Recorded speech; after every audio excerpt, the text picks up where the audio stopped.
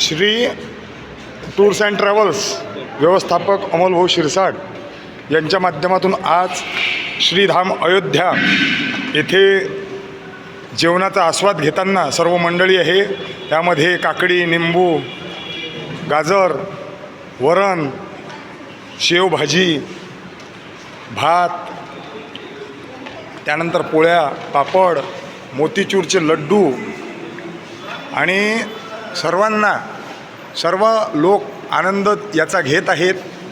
त्याचबरोबर सर्व मंडळी आपल्याला सहकार्य करत आहेत.